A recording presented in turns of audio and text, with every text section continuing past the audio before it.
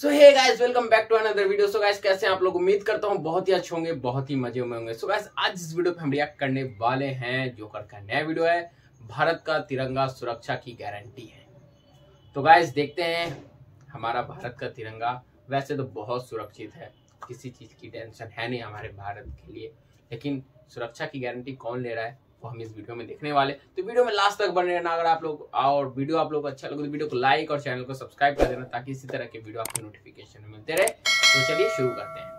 एक बहुत बड़ी न्यूज निकल कर आ रही है गाइस तुर्की के अंदर से। गाइस तुर्की के अंदर तिरंगा को लहराया जा रहा है, गाइस इंडिया के परचम को लहराया जा रहा है, और तुर्की के लोग बाहर निकल कर लोगों को ये कह रहे हैं अगर भाईचारा सीखना है तो भाई भारत से सीखे, इंडिया से सीखे। अगर इंसानियत सीखनी तो गाइस वो इंडिया से सीखे। तुर्की के लोग ये क्यों कह रहे हैं गाइस, आपको मैं बताता चलूं गाइस। सबसे पहले मदद भेजी इंडिया ने भेजी। जब पता चलता है कि तुर्की के अंदर जिलजिला आया तो इंडिया अपने फोर्सेस को भेजता है लोगों की मदद करने के लिए, लोगों को मलबे के नीचे से निकालने के लिए। गाइस जब इतना सब कुछ इंडिया करेगा तो आपको नहीं लगता कि इंडिया के नारे हर तरफ होंगे, इंडिया इंडिया होगी हर तरफ। पूरी तुर्की के अंदर इंडिया के झंडे लहराए जा रहे हैं, इंडिया का शुक्रिया किया जा रहा है। इंडिया को कहा जा रहा है कि अगर वर्ल्ड में किसी मुल्क की मिसाल देखनी हो तो तुर्की के लोग कह रहे हैं सीखो इंडिया से कि ऐसे रिलेशन निभाए जाते हैं, ऐसे रिश्ते किए जाते हैं। आपको पता होगा कि तुर्की और इंडिया के रिश्ते इतने अच्छे नहीं थे। तुर्की के जो प्राइम मिनिस्टर थे वो हमेशा कश्मीर की बात करते थे, तो ये इंडिया को अच्छा नहीं लगता। लेकिन अभी के देखे ना दुश्मनी, मतलब कि इतना अच्छा रिलेशन ना होने के बाद भी जब जिलजिला आया तो सबसे पहले इंडिया पहुंचा। इंडिया ने इतनी हेल्प की तुर्की की, क्या कहना चाहेंगे इस बारे में? देखिए भाई, मैं आपको सही बतलाऊं ना, ये हमारे पॉलिसी और हमारे लीडरों की बहुत बड़ी गलतियां हैं, जिन्होंने अपने 200 जब पिछली हुकूमत आई 18 वाली, उसने सारे ही रिश्ते हमारे तोड़वा दिए। इमरान खान ने, मैं सही कह रहा हूँ, जो कि सऊदी अरब ने उसको मुंह नहीं लगाया, सफारती तरीके से हज करा दिया, ये कर दिया। अब पिछली बार लेडीज आई थी, एक बेचारी इंटरव्यू ले रही थी, वो इंडिया की बात कर रहे जी, इंडिया में चल जाएंगे हम, ये कर देंगे वो कर देंगे। अवाम हमारी कुछ नहीं करेगी। हमारी लीडरशिप इतनी गंदी हो चुकी है, इतनी गंदी, जैसा पाकिस्तान क्रिकेट टीम नहीं गंदी हुई, इस तरह भी ये हुई।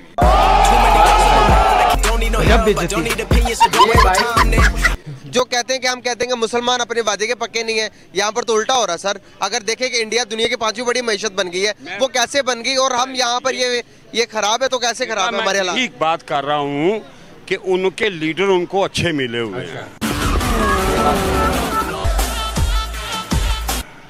हमारी बदनसीबी है, हमें लीडर नहीं मिले। बिल्कुल, हमें तमाशबीन मिले हैं, नोट इकट्ठा करने वाले मिले हैं।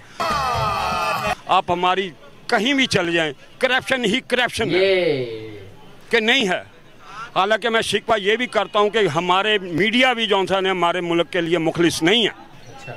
हमारे अंदर गरूर है कि हम मुसलमान हैं। ये बात सही है, ये बात सुन लो, ये सही है। मेरी बात सुन, आज मुसलमान हो तो इंडिया क्या पूरी दुनिया भी नहीं दे सकती। हम है ही नहीं मुसलमान, हमारे कलमा शरीफ लिखा हुआ बस सलाम अलैकुम, अमल का हमारे पास कोई नहीं। इसलिए मैं कहता इस्लाम की बात ना किया करो, कोई भी लीडर ना करे। पाकिस्तान के अंदर इस्लाम नाम की कोई चीज नहीं, सिर्फ नमाज पढ़नी दरबार चल गए, ये इस्लाम नहीं है। इस्लाम तबाही के क्या है जिसके साथ हकूक़ अलबाद हो। हम बर्बादी की तरफ जा रहे हैं, तबाही की तरफ जा रहे हैं। ये तो फिर हमारी बदनसीबी है। क्या वजह है? ये बदनसीबी है, ये खुदा करे इनको गारत कर दे हमारी लीडरशिप को, जिसने हमें मदारी बनाया है, दुख दुख दुख नचा रहे हैं। मुझे बताएं, हिंदुस्तान आज उनकी मदद कर रहा है, कल पूरी दुनिया हिंदुस्तान की मदद करेगी। मकाफाते अमल कर्मा। आज अगर हम लोग टर्की की मदद नहीं कर रहे, मुस्लिम कंट्रीज कोई भी नहीं कर रहा, तो कल को क्या वो मुस्लिम कंट्रीज हमें सपोर्ट करेंगी? इवन टर्की भी नहीं करेगा। ऑब्वियसली देखें, हमारे जितने भी कंट्रीज जो अगेंस्ट है पाकिस्तान के, आप ज्यूज ले लें, आप इंडियंस ले लें, वो तो हमेशा इस मौके की तलाश में होते हैं, क्योंकि ऐसा मौका है जिसमें वो पाकिस्तान के जो दोस्त मुल्क है जिनका पाकिस्तान साथ नहीं दे रहा, वो उनका साथ दे के उनको अपने सर्कल में ऐड करो। अब देखिए, पाकिस्तान तुर्की का साथ नहीं दे रहा, तो इंडिया अगर साथ देगा तो ऑब्वियसली मुश्किल टाइम के अंदर तुर्की पाकिस्तान का साथ नहीं देगा, लेकिन इंडिया और तुर्की की जो बॉन्डिंग है वो as compare to Pakistan strong हो जाएंगे। चले सर, मान लिया ब्रेन गेम खेल रहा है, ऑब्वियसली तो ये ब्रेन गेम खेलना कोई गलत तो नहीं है ना। हर मुल्क को ये स्ट्रेटजीज अपनानी चाहिए। आज अगर यूएसए सुपर पावर है तो वो ब्रेन के बेस पे इतना आगे गया है, दिमाग चला के आज वो वहां तक पहुंचा है। आज अगर हिंदुस्तान इतना आगे बढ़ रहा है तो वो भी दिमाग की वजह से। हम कहते हैं बहुत टैलेंट है, फलां टैलेंट टैलेंटेड, फलां टैलेंटेड, हमारा जो है ना सिस्टम खराब है, हम आगे लेके नहीं आ रहे। तो सर हमें ब्रेन्स को कोयले की कान से हीरा हम खुद नहीं तराश रहे, फिर हम इल्जाम दें दूसरों को। देखें जो दुनिया का असूल है वो गिव एंड टेक है, चाहे वो ह्यूमैनिटी बेस के ऊपर हो, चाहे वो फाइनेंशियली बेस के ऊपर हो, चाहे वो बेनिफिशियल बेस के ऊपर हो, लेकिन नेचर ऑफ डूइंग वर्किंग पर डिपेंड करता है। अब देखें इंडिया इस मुश्किल वक्त में ब्रेन गेम कर रहा है, लेकिन साथ साथ ह्यूमैनिटी वाला फैक्टर भी दे रहा है। आप ह्यूमैनिटी वाले के भी पूरे मार्क्स ले लेंगे और अपनी ब्रेन गेम के भी पूरे मार्क्स ले लेंगे। एकदम इन्होंने वक्त बदल दिया, जज्बात बदल दिए, जिंदगी। लेकिन मेरा ख्याल है कि पाकिस्तान को भी इस चीज पर फोकस करना चाहिए। तो ये है कि पाकिस्तान के अगर हम हालात की बात करें तो मुश्किल होते जा रहे हैं, बैक आने की बजाय हम लोग और ज्यादा मजीद मुश्किल हालात में जा रहे हैं। क्या समझते हैं कि सिचुएशन कहाँ पर आके खड़ी हो जाएगी? पोजीशन जो है जी वो बिल्कुल आपने बजा फरमाया है कि वर्ष से वर्ष होती जा रही है, और उसकी बुनियादी वजह यह है कि हमारे तमाम जो इदारे हैं वो अपनी हुदूद में काम नहीं कर रहे। हर इदारा जो है वो मावराए आइन होके और अपने हुदूद से बाहर निकल के काम कर रहा है, जिसकी वजह से हमारे मसाइल बढ़ रहे हैं और बढ़ते चले जाएंगे जब तक ये अपनी अपनी हुदूद में ही नहीं रहेंगे। सर अगर हम 1947 को देखें तो कायदे-ए-आज़म का वियन था अलग होंगे तो आज़ाद होंगे, डेवलपमेंट करेंगे, उसके अलावा अपने इस्लाम के मुताबिक चलेंगे, हर चीज़ इस तरह से थी। आज हम डिफ़ॉल्ट होने वाले हैं, जिनसे हम अलग हुए थे। आज 5th लार्जेस्ट इकोनॉमी और दुनिया की नज़र में वो सबसे बेहतरीन इस टाइम बन गया, क्योंकि उनके पास वो हर चीज़ मौजूद है जो वो दुनिया को दे सकते हैं। क्या समझते हैं कि हम लोगों ने किस लिए अलग हुए थे और क्यों ऐसे हो गए?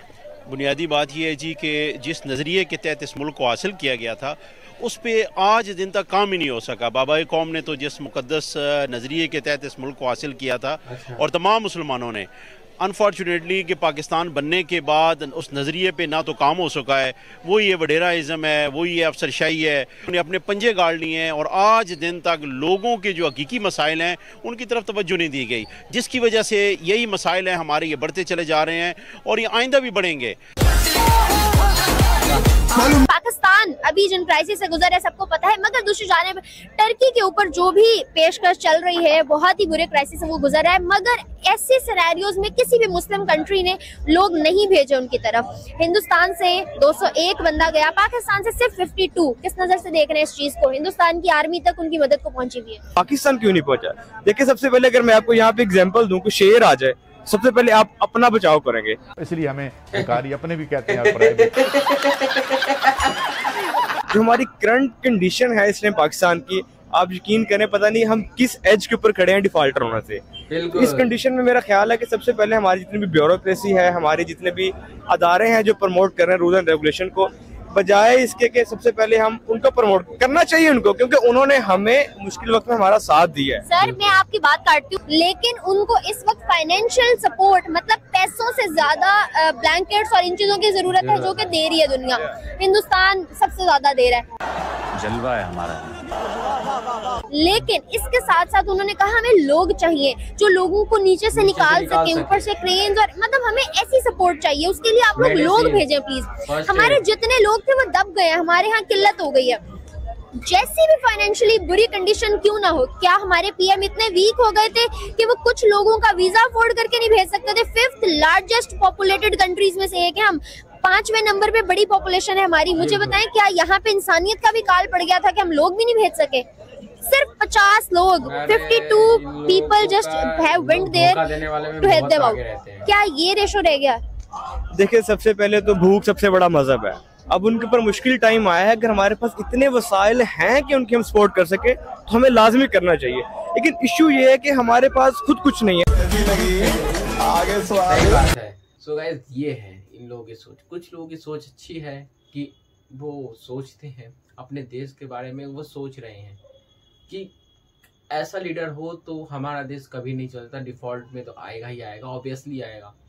हमारे पास, भारत के पास ऐसा लीडर है तो ऐसी कोई बात नहीं है।